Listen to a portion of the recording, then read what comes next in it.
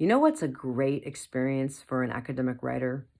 Being able to work in the flow, where there's this continuous stream of activity, where you lose track of time, and in a sense, feel at one with the work. Now, this experience of flow can be very elusive, and there are things that you can do to create conditions in which flow is more likely to occur. So this week in the academic writer space, our co-working community, where we co-work together all week long, our theme for our 24 writing retreats is flow.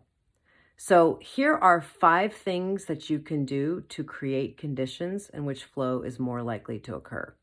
Number 1, remember that flow occurs in the intersection of discipline and surrender. So for flow to actually occur and take place, we need to, 1, have some sense of discipline, of structure, of commitment. I'm doing this, where there's a more narrow band of activity. We have to have some kind of container, structure. Otherwise, there'll just be chaos. We have to know what we're doing and what we're not doing. And at the same time, if we only have discipline, it's going to be really difficult to have any kind of flow. We also need to have some kind of surrender, some letting go, some releasing of standards like perfectionism that will completely interfere with your ability to flow, because instead you'll get stuck, for example, obsessing over sentences. We need to be able to surrender to and have faith in there's a larger process here unfolding that we don't have complete control over.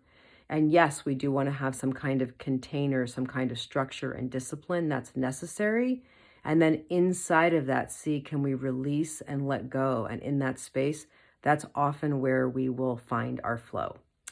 Number 2, set boundaries.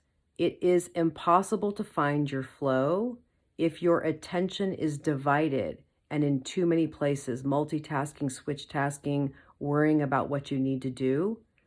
We need to actually have clarity around what we are doing and what we are not doing, and set boundaries so that we have the opportunity to work with a more unified attention that is really a prerequisite for flow. Number 3, create a parking lot. This is in a way another type of boundary. When you are in the vicinity of flow or in flow, you are naturally in a more generative, creative space where all kinds of ideas are going to come to you.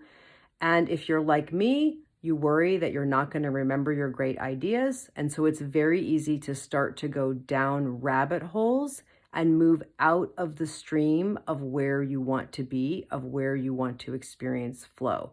So keep a parking lot where you document those ideas, where you can come back and pick up them later, but you're going to release them now and keep your attention where you want it to flow. Number 4, tame your inner critic. Imagine if you were a dancer, for example, who was giving a performance and really wanted to be in this experience of flow in your performance, and there was a crowd of people there criticizing you the entire time. It would, of course, be very difficult to get into a flow. It's hard to flow with your work when your inner critic is beating you up. So make a point to learn strategies to quiet, to tame, to reframe that critical voice, which, by the way, isn't truth. It's just parts of you that say all that unkind stuff. Tame your inner critic if you want to experience flow more often.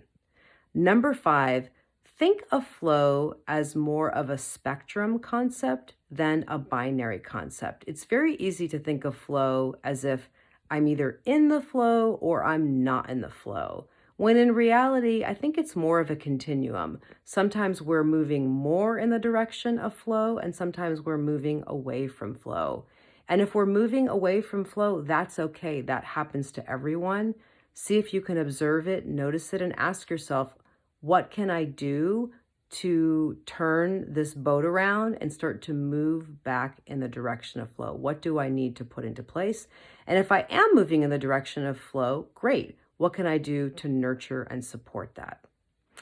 All right, everyone, I'm so excited to co-work with you every single week. It's just a beautiful, unfolding, ever-evolving conversation about how do we work in a way that works. And flow is obviously one piece of that.